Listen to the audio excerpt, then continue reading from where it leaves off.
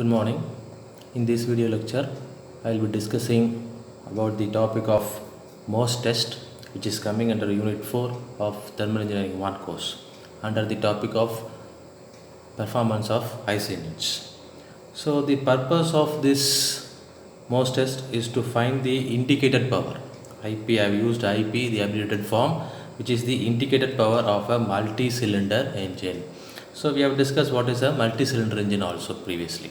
So single cylinder and multi-cylinder IC engines. In a single cylinder IC engine, we will be having only one cylinder, and it is applied in light duty vehicles. In heavy duty vehicles, example, buses, lorries, trucks, cars, etc., will be having multi-cylinders, where the number of engine cylinders will be more than one, 3-cylinder, 4-cylinder, 6-cylinder engine, etc.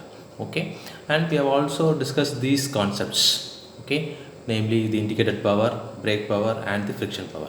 So I repeat here again, indicated power is the theoretical power which is developed inside the engine cylinder, and BP is the brake power, useful power available at the crankshaft, and FP is the frictional power. This is the loss due to the friction. Okay, so the relation between these three powers is given by this relation. So indicated power is the theoretical power developed inside the engine cylinder, which is equal to the brake power plus the frictional power, and it can be rearranged like this: brake power is equal to indicated power minus frictional power.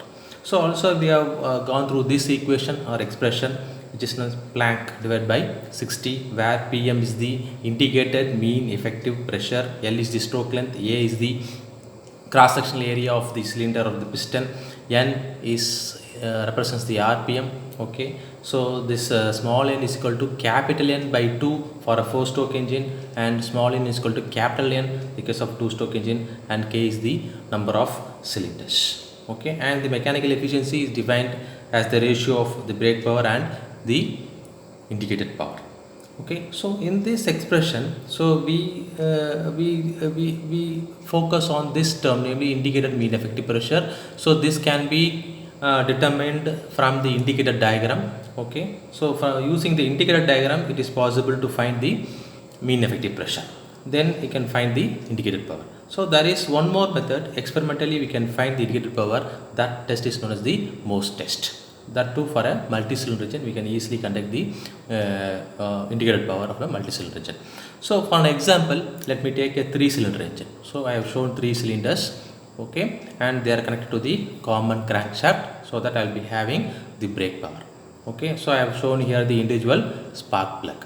The power, the high voltage current to the individual spark plug is given by a ignition system. Say for example, battery coil ignition system. Through the distributor switch, it gives the corresponding high voltage current to the individual spark plugs. Okay, so this is an example of a 3-cylinder engine. So let me now explain the procedure how we are going to find the indicated indicated power for a 3-cylinder engine. Okay, so let me now assume all the cylinders are working. Okay, and this term BP123, which means this is the brake power obtained or got when all the 3 cylinders are working. So this can be written as very similar to this one, indicated power. Okay, this term represents the indicated power, which is equal to the indicated power of 1, 2, and 3, because all the 3 cylinders are working. Okay, minus frictional power. Frictional power in all the 3 cylinders, that is FP1, FP2, and FP3. So here I have made a assumption that the frictional power is constant. Frictional power is constant in all the cylinders. Okay. Now let me cut off the high voltage current to the first cylinder. That is, I am going to cut off the power supply to the spark plug present in the first cylinder. Okay, so there is a separate mechanism available. So by that mechanism, it is possible for me to cut the power supply for the first cylinder spark plug. Okay, if I cut this, there is no power developed in the first cylinder, whereas remaining 2 cylinders will be producing the power. So that is given here. Brake power with 2 and 3rd cylinders working. You can see there is no presence of 1. Here there is a presence of 1. What is the meaning? This is the first one is the brake power with all cylinders working, whereas the second one is the brake power with first cylinder cut off. is not working. So remaining 2 cylinders are delivering power. So then the corresponding equation will become like this. There is no IP1 term, it becomes 0. Remaining term will be there, and of course all the frictional power will be there, because I have assumed the frictional power is constant and they are connected to the same crankshaft. Similarly, I can cut off the high voltage current to the second cylinder spark plug, okay, and I can supply this current to the spark plug of the first cylinder. Now the brake power is because of 1 and 3. You can see here, because of 1 and 3, because of 1 and 3 here. Okay, brake power with first cylinder and third cylinder working. Correspondingly, there is no indicated power from the second cylinder. I will be having the power from first and third one indicated power minus the frictional power term. Similarly, okay, now I will resume the power current to the spark plug of the second cylinder. So I will cut off the third cylinder. So the third case will be brake power with 1 and 2. Brake power with 1 and 2. So there will be indicated power from 1 and 2. Okay, minus. So you can see here the IP3 is not there, IP2 is not there, IP1 is not there. Correspondingly it is given here. Okay. So now I have 4 set of equations. Okay. Say let me now subtract 2 from 1.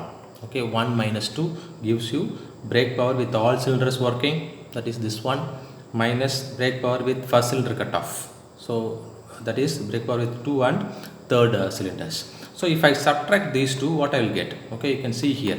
So this 2 term will cancel. Then IP2, IP3 minus IP2 minus IP3, this will cancel. So remaining is IP1.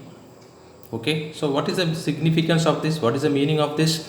So brake power with all cylinders working minus the brake power with first cylinder cut off will give us the indicated power of the first cylinder. Similarly, okay, you can subtract 3, 1 and 3. 3 from 1. Subtract 4 from 1. Okay, you can get this. What is the meaning? So brake power with all cylinders working minus brake power with second cylinder cut off. That gives you the indicated power of the second cylinder. Third one is the brake power with all cylinders working minus the brake power with third cylinder cut off. That will give you the indicated power of the third cylinder. So now I have got the indicated power of the individual cylinders.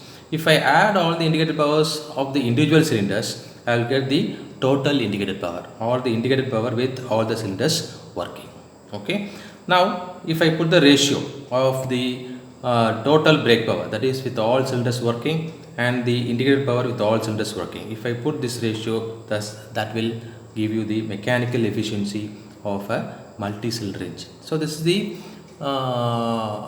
practical way of finding the indicated power of a multi-cylinder engine. So the difference here is you can also use this equation, but here you require the knowledge of mean effective pressure, which can be obtained using an indicator diagram, whereas here we are performing a test, actual test on the given multi-cylinder engine, and we are trying to cut off the corresponding spark plugs in a petrol engine, and we are arriving at this equation.